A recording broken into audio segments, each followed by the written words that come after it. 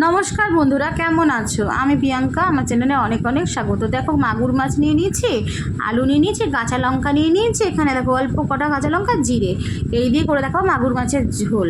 তাহলে চলো, সবার প্রথমে দেখো মাগুর মাছগুলোকে ভালো করে ধুয়ে ওর মধ্যে নিয়ে নিয়েছি হলুদ, ওর মধ্যে নিয়ে নিয়েছি নুন, খুব ভালো করে মাখিয়ে নিতে হবে। খুব ভালো করে মাখিয়ে নেব।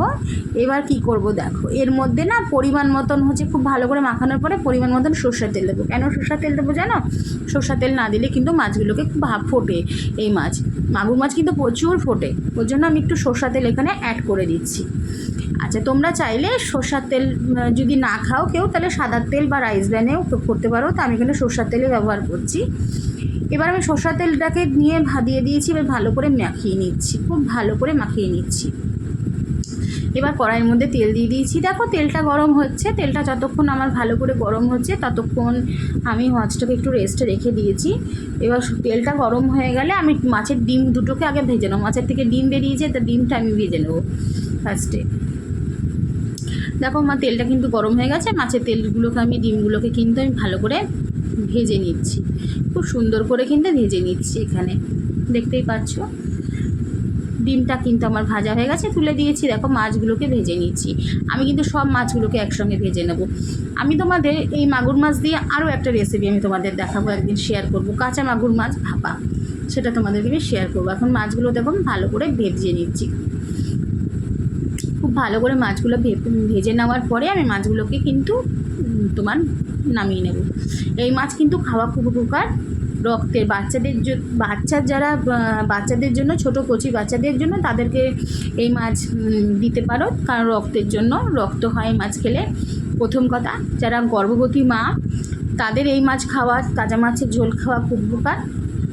দেখো মাছগুলো কিন্তু আমার হয়ে গেছে, এক পিঠ করে আমি উল্টে দিচ্ছি। আর যারা তোমার নতুন মা হয়েছ, তারাও এই মাছের ঝোল কিন্তু খাবে, প্রতিদিন একটা করে জিওল মাছের ঝোল খাবে। তাতে কিন্তু কি হবে, তোমার খুব তাড়াতাড়ি তুমি সুস্থ হয়ে যাবে, খুব তাড়াতাড়ি এনার্জি পাবে, খুব তাড়াতাড়ি সুস্থ হয়ে যাবে। আর তোমার শরীরে রক্ত হবে, তাই না? রক্তর প্রয়োজন হয় যখন যারা নতুন মা হয়, তাদেরকে কিন্তু শরীরে রক্তের খুব প্রয়োজন হয়, কারণ তারা কিন্তু দুর্বল হয়ে যায়, কারণ তাদের শরীর থেকে অনেক পরিমাণে রক্ত বেরিয়ে যায়। মাছগুলো হয়ে গেছে, তোমাদের সঙ্গে গল্প করতে করতে মাছগুলোকে নামিয়ে নিচ্ছি আমি একটা একটা করে। খুব ভালো করে মাছগুলো আমি নামিয়ে নেব। তা এক হাতে ক্যামেরা ধরে করা, ওর জন্য মাছগুলোকে আমি কিন্তু নামিয়ে নিচ্ছি। মাছগুলোর মাথা দুটো কিন্তু তোমার আমাদের এর মাছের মাথা কিন্তু খুব শক্ত হয়, খুবই শক্ত হয়। ওর জন্য মাছের মাথা কিন্তু আমাদের মায়েদের বলে খেতে নাই। মাছ তো খাওয়া যায়, মায়ের মাথা না খেলে কি হয়েছে। দেখো এবার কড়াইয়ের মধ্যে আমি দিয়ে দিচ্ছি কালো জিরে। কালো জিরে দিয়ে দেবো পরিমাণ মতন, সামান্য কালো জিরে অ্যাড করে দিচ্ছি এখানে আমি, অল্প কালো জিরে দিয়ে দিচ্ছি। এবার আমি দিয়ে দেবো পেঁপে, আলু সবটা। তার আগে আমি কড়াইয়ের মধ্যে যে ভাজা ডিমগুলো হবে সেগুলো দিয়ে দেবো, কিন্তু আগে পেঁপে আলুটা আমি কালো জিরেটা ভাজা হয়ে গেলে পেঁপে আলুটা আমি অ্যাড করে দেবো। পেঁপে আলুটা দিয়ে ভালো করে নেড়ে নেব। আগে পেঁপে আলুটা দিয়ে দিলাম, দেখো ভালো করে, খুব ভালো করে পেঁপে আলু দিয়ে একটা মশলা আমি দিয়ে দিয়েছি। বা মশলা তৈরি করব। দেখো কাঁচা লঙ্কা নিয়েছি, কিচ্ছু না, এখানে আমি দেবো পরিমাণ মতন জিরে, একদম অল্প পরিমাণের মতন জিরে দেবো। আর এখানে আদা ফাদা আমি কিচ্ছু দেবো না। আর দেবো এর মধ্যে সামান্য তেল, একটুখানি আমি হলুদ দিয়ে দিলাম। এবার আমি সামান্য তেল দেবো, খুব অল্প পরিমাণে কাঁচা তেল দেবো। এই মাছটা কিন্তু খেতে খুব টেস্ট হয়। অল্প পরিমাণে কিন্তু কাঁচা তেল দিয়ে দিলাম। এবার কিন্তু আমি এটাকে বেটে নেব।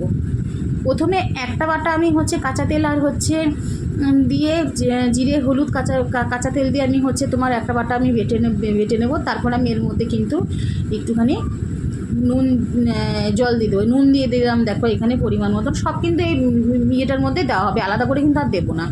দেখো এবার নুনটা লাগলে দেবো, কিন্তু আলাদা করে আর হলুদ দেবো না। দেখো ভালো করে কিন্তু আমার ততক্ষণে কিন্তু ভাজা হয়ে গেছে, তোমরা দেখতেই পাচ্ছ। আমি সব মশলাটা কিন্তু এর মধ্যে ঢেলে দিলাম। এই মশলাটা সমস্ত ঢেলে দিয়ে মশলাটাকে কিন্তু আমি ভালো করে কষিয়ে নিচ্ছি।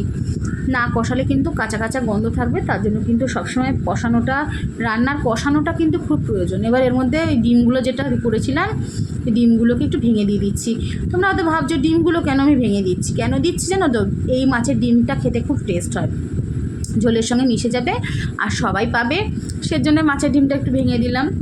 দেখো ভালো করে ভেঙে মাছের ডিমটা একসঙ্গে কিন্তু মশলার সঙ্গে এটাকে খুব ভালো করে কিন্তু কষিয়ে নেব। খুব ভালো করে কিন্তু কষিয়ে নিচ্ছি, দেখতেই পাচ্ছ।